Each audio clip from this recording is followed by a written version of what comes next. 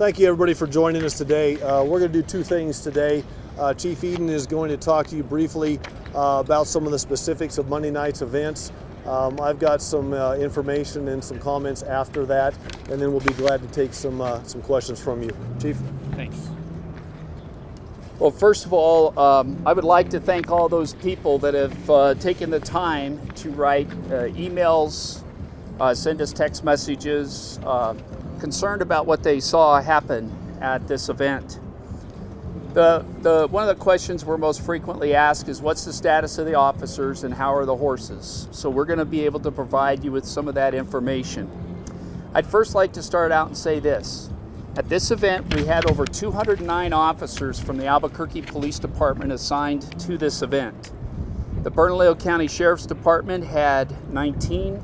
The New Mexico State Police had in excess of 50. We also were supported by the tactical unit from the Rio Rancho Police Department. We also, the Rio Rancho Police Department was also present with us in the command post, as was the University of New Mexico Police Department, as well as the Albuquerque Fire Department. Total on site, we had over 300 public safety officials and personnel on site. In addition to that, we had approximately 30 officers that were assigned to the motorcade operation for the candidate. We were able to do this through a unique staffing technique that we used, and I want the public to know that we still had officers answering calls for service in each one of the 6 area commands. According to the reports that I've been provided so far, there were no reported injuries by or to any of the protesters. I know that some of you did see ambulances leaving this facility, but according to the Albuquerque Fire Department, none of those were due to police interactions, while in fact the 10 evaluations that was conducted by the Albuquerque Fire Department were heat exhaustion, people who fell, or existing medical conditions.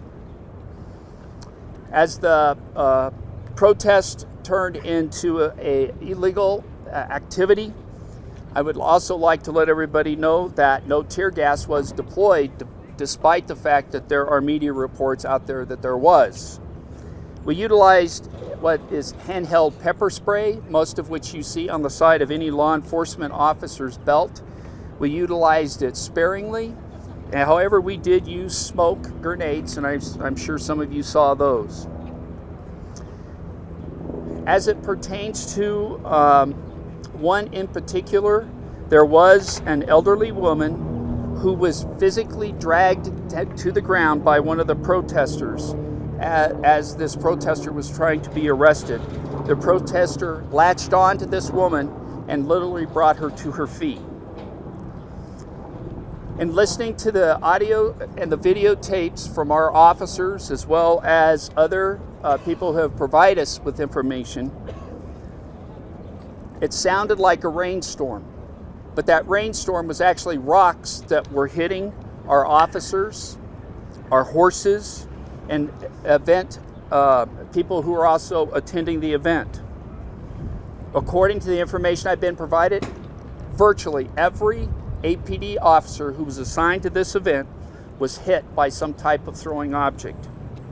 6 APD officers were treated for injuries.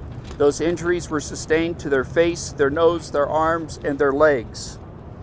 Several officers were knocked down as a result of being hit multiple times by very, very large rocks. Some of those rocks you did see that night. Most of them were about the size of a large fist, but some of them were as large as a cantaloupe, grapefruit.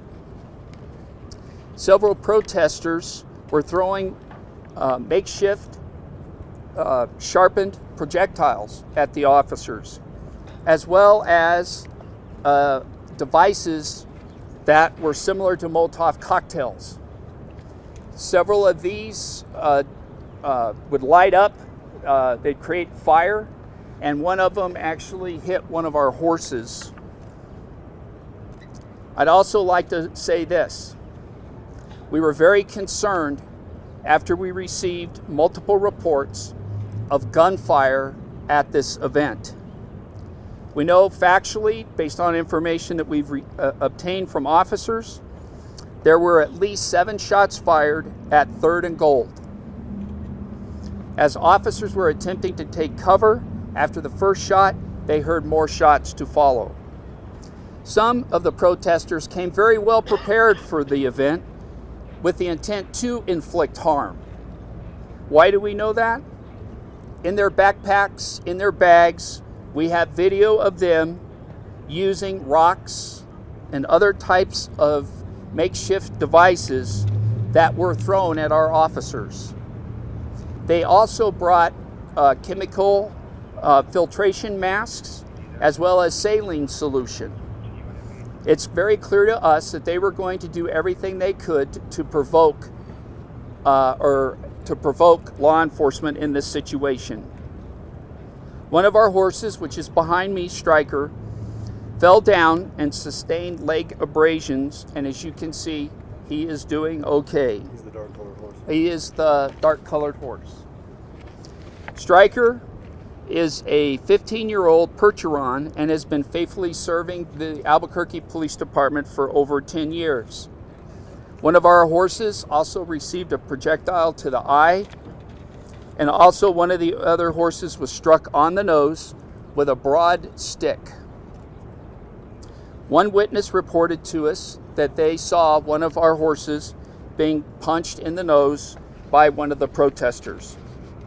No APD cars were significantly damaged. However, as you saw on your own footage, several state police officers sustained damage. Where do we go next? All the information that we have received as a result of this incident is being processed by resources within the Albuquerque Police Department. We fully intend to make sure that felony offense cases are put together for those persons who injured our officers and also put in danger those people that were there to attend this event. I would like to thank all those people who have sent letters, emails, and text messages of support after they saw what happened here in Albuquerque. I have received email messages as well as text messages, not only from the United States, but from around the world. We even had an email today from a person who would like to pay for all of the medical bills for our horses. I'd now like to turn this over to Mayor Berry for his comments. Thank you. Thank you, Chief. I'll give you some update on some property damage and some initiatives that I'm putting into place today on this event. But I want to start off by saying thank you. I want to thank the men and women of the Albuquerque Police Department. Many of them who worked multiple shifts on Monday to make sure that people had the opportunity in our city to express their First Amendment rights, whether they were supporting a candidate or whether they were protesting a candidate. These folks took a lot of abuse that evening. There were a lot of people in our community, there were people that came out to voice their opinions, and a few of them decided to make it their business to try to bring harm to our police officers, and that is unacceptable. I want to thank State Police. I want to particularly thank Governor Martinez and State Police Chief Pete Caceres. They were part of the team that was here, as Chief Eden mentioned to you earlier. I want to thank our sheriff in the Bernalillo County Sheriff's Department for being here. I want to thank Rio Rancho and their mayor and their chief for providing resources as well. And even UNM was working with us to make sure that if the protests went up towards the university, that public safety professionals were there to keep people safe. I talked to Chief today, and as I was getting debriefed on some additional issues. We have a new plan, a new procedure at the Albuquerque Police Department when it involves working with large crowds, including protesters. And this was the first event that we were able to put that into practice. And I'll talk about that here in just a little bit. But I want to commend our officers. They came out, they did their job to protect both supporters and the protesters. From a property damage standpoint, I know Jose is here from SMG. The windows that were broken at the convention center will be repaired by what date, Jose? By Wednesday of next week? So by Wednesday of next week, the windows will be repaired at a cost of about $4,700. We had some other minor damage downtown. We had a parking arm mechanism broken. It was worth a couple $100. We had some graffiti in one of the elevators, about a $300 item as well. So from an overall dollar standpoint downtown, I think we were fortunate. But we also had some businesses that were damaged, and we're going to talk about that a little bit later in the week. I've been on the phone today with some business leaders. We're going to call the media tomorrow, and we're going to have a get-together, talk about some of that damage to some of the other small businesses in the downtown area. So we've seen a lot of coverage about people not doing the right things on Monday night. But I want to talk a little bit about what went right on Monday night.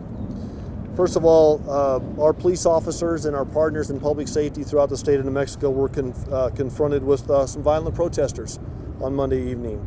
Some of the most violent protests that we've seen in recent years. Some of the people came downtown with the intent to do harm, and they brought the tools and weapons to do harm. APD had the capacity, as I talked to Chief today, we had more capacity than we used on Monday night.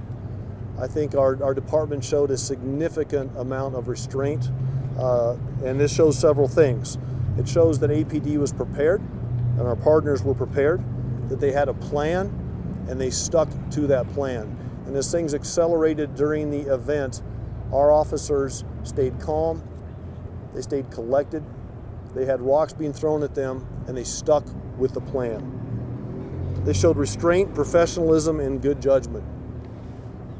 Our community should be proud of our police officers. They should be proud of our command staff for the job that they did on Monday night. And I want to personally say, as the mayor of the city, thank you to all of our officers and all of the partners that worked with us. What else went right?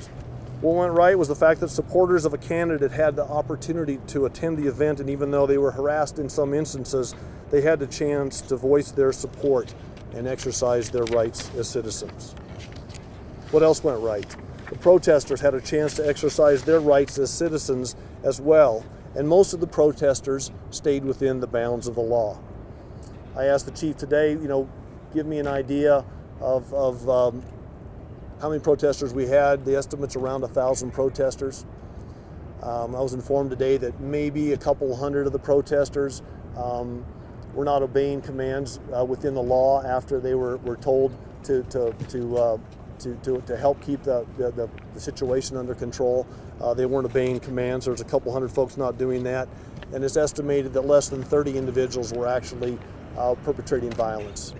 So out of a crowd of 1,000, we had 30 folks out there that decided that they were going to commit a felony by throwing rocks and other items at police officers and at others. What else went right? I think the cooperation between agencies went right. As I said earlier, this was APD, Bernalillo County Sheriff, State Police in Rio Rancho, and also UNM. And the Albuquerque Fire Department also did a tremendous job. We see this with events throughout the community, whether it's a Bosque fire or whether it's an interjurisdictional effort within the county. We see our public professionals working together closely on a regular basis, and I want to thank them for that. Now I think we need to turn our attention to what we're going to do to hold those accountable. Those individuals who attacked our police officers, who attacked our citizens, and did damage to our property. We have a dedicated team within the Albuquerque Police Department assigned to combing through the hours of video and other evidence, and they are in the process of identifying individuals that attacked our police officers, that attacked our horses, our citizens, and our property. Chief brought a couple of examples today, but there will be more forthcoming. We've assigned a special impact team to track down the perpetrators and to build criminal cases against them for prosecution. Today I'm announcing a $10,000 reward from my discretionary fund as a mayor for any information leading to the arrest and the conviction of those responsible for perpetrating the violence, up to $1,000 per individual. We will be releasing photographs and video of the perpetrators for the community to help us in identifying them. I've also talked to other people today around the community. They want to pitch in and help. We should have some other announcements on that throughout the week. So if anybody has information, would like to help us solve some of these crimes that were committed on Monday night, you can call 242-COPS, and we would be happy to add your resources to the pool of reward dollars, or just to get your input and get your support for the Albuquerque Police Department for the work that they did. So we had a tough night on Monday night. We saw democracy in action, and that was the good part of it. We saw a few individuals show up and tried to do harm to our police officers, our citizens, and our community, and we're not going to stand for it. That's not what Albuquerque is about. That's not what our community is about. And we have our police officers getting out there every single day protecting our families and our community. And frankly, they deserve better. They deserve a lot better from these individuals that showed up at the protest. So I'm going to do everything I can as a mayor to help get to the bottom of this. We are meeting on a regular basis. I know Chief talked about today. We'll take a look at the police department, their actions. We always want to go back and do the best we can to learn from experiences. Chief informed me today that they'll be looking at their operations, talking to their partners. There's always something you can do better. There's always something you can do a little bit differently. They're going to take a look at that to make sure that that our performance actually continues to improve. And but I'm proud of you guys. So thank you. Thanks for all you did. With that, we'll be happy to answer some questions. Again, Chief, the damage that was done, like the officers that were hurt, or and the horses and stuff. Can you see the numbers in that regard? I sure will. As I stated earlier, the Albuquerque Police Department staffed this very heavily. We were able to do it with right at 209 officers. Each and every one of the officers that was working what we call the line, and there were many of them that were working that line, were hit by rocks, bottles, urine bombs, a variety of different objects that were thrown at them. This young man right here, and I hope the wind doesn't blow it away, right here, we captured on videotape throwing a large rock at one of the officers. This is the type of video evidence we have. And you can tell by his face that he has absolutely no remorse. His face shows complete joy that he just pelted one of your public servants with a rock. I want you to know this. The officer that was hit with this rock sustained facial injuries, but he did not leave the line. He knew what he was supposed to do. And this was the courage and the valor that these officers exhibited. This person right here picked up a metal rod and hit one of our officers with a metal rod.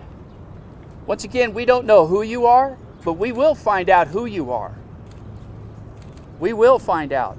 That officer remained on the line doing his job, and that was to protect the city of Albuquerque. This is the type of valor and courage you see from the men and women of the Albuquerque Police Department. Do you have a rough total as far as dollars go?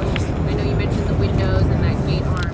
But Yeah, there's about $39,000 in overtime from the Albuquerque Police Department. We're still calculating the numbers.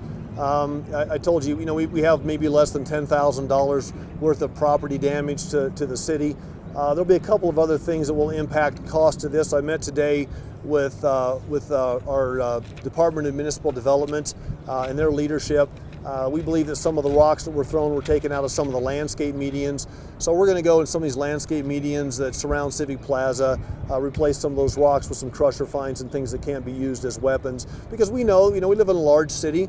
There'll be other protests down the road. There'll be other incidences where people want to gather as a community and protest and let their voices be heard. And we just want to make sure that we're taking some of the tools out of the out of the few that want to perpetrate violence's hands. And so we'll be doing that. So I think you reported yesterday $50,000. That's probably still a fair number for total costs.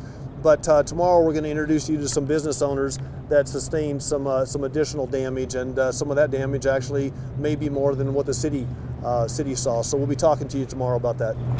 Why was there a gauntlet that the Trump rally attendees had to pass through? Was there some way to organize the protests so that they didn't have to come in contact the two sides? I'll let Chief talk about that. We talked about that today. Sure, actually we did have a path set up so that would not happen. But what happened was the protesters decided to move in closer. They began to pick up the barricades and move in closer into the area. One of the things that we do at every protest is we meet with the leaders. We meet with those people who say they're the organizers. What's interesting is they all hope that they have a safe protest. And as you can tell, this one got completely out of hand. And when we receive telephone communications from the protest organizers that it's out of control, you know that it's out of control. They have lost their ground. So according to every plan for police departments across the United States, we have to provide First Amendment right to protest, which includes what they call a speech-free zone. And we did exactly that. And what the protesters did was they picked up the barricades and changed the dynamic of that whole zone.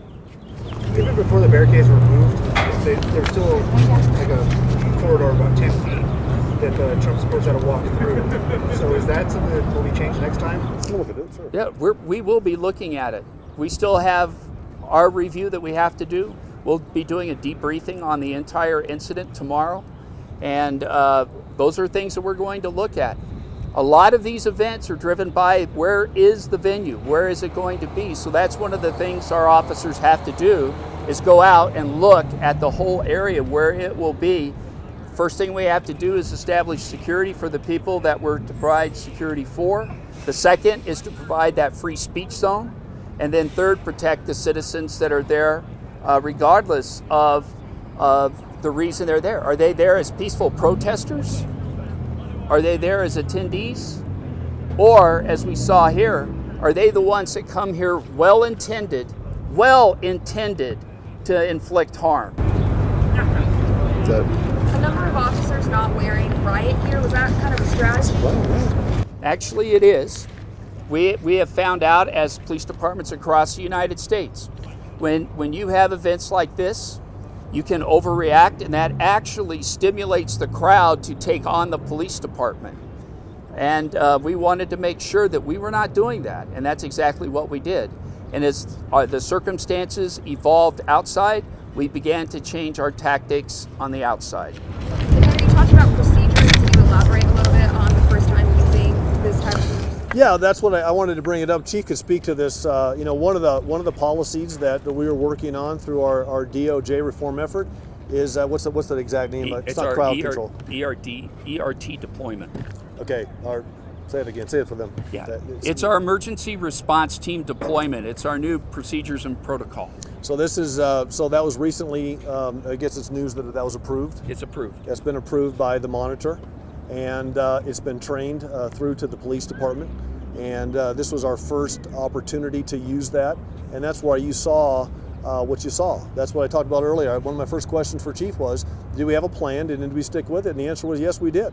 And that was part of the plan. And so we'll always go back and look for lessons learned. There's always a lessons learned from everything. No matter how well you stuck with the plan, there's things that you could potentially do differently. To go into your question, it wasn't set up to have the protesters right next to the Trump supporters, but the protesters, some of them decided to break through the barricades and get close. If there's one pinch point for that, we'll have to look at that and look at that for the next plans.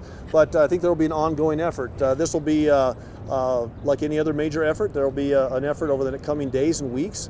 It will happen internally at APD.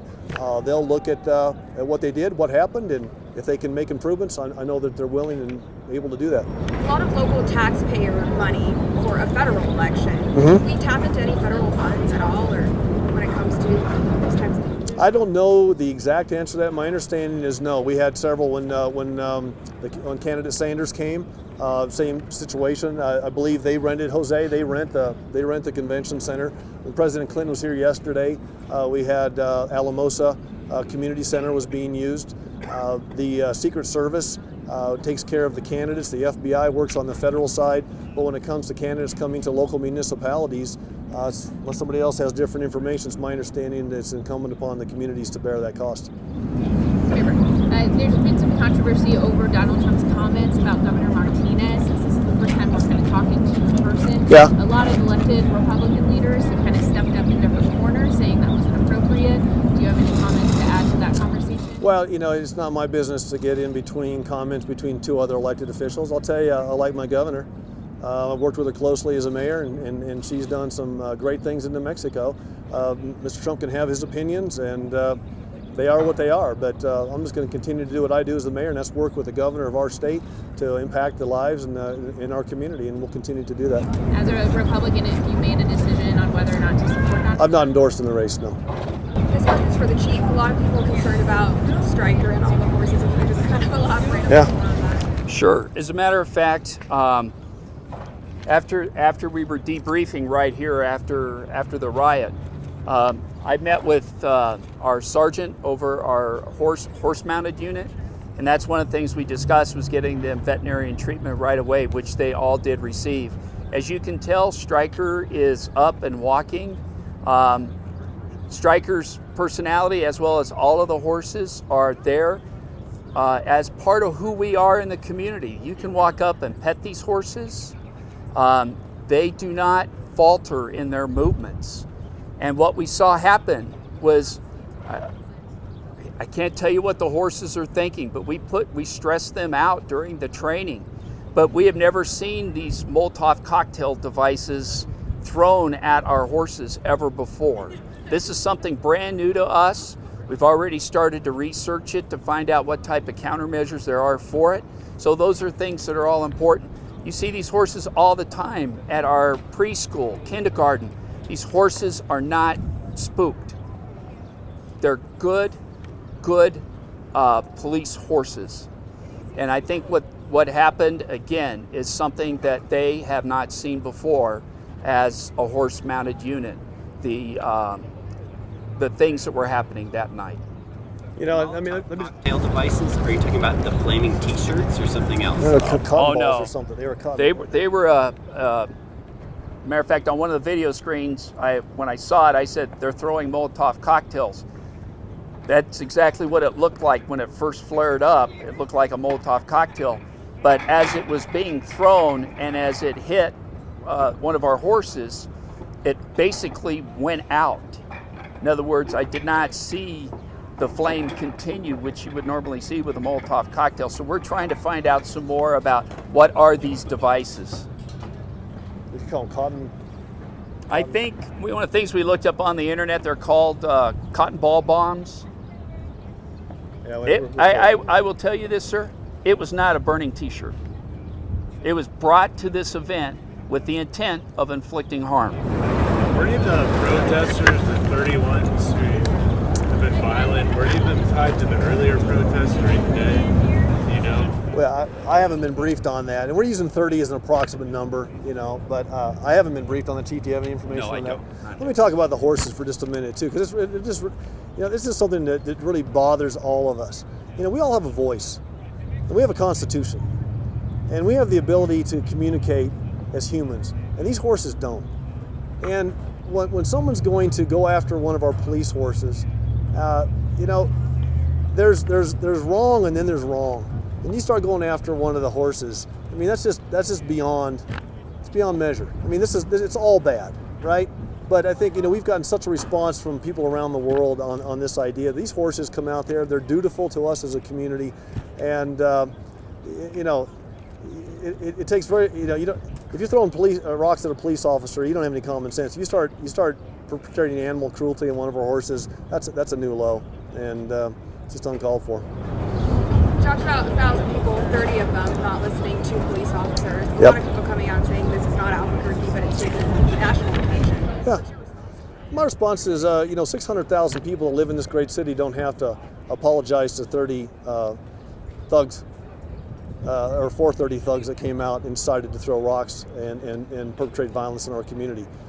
So we don't need to make an apology as a community, but what we need to do is let these perpetrators know that we're not going to stand for it. We're standing shoulder to shoulder with our police department, with our business community, and with others in our city to let people know this is a great place, and it's a place where all the candidates can come and all the candidates are welcome, and everybody's welcome to support the candidate of their choice.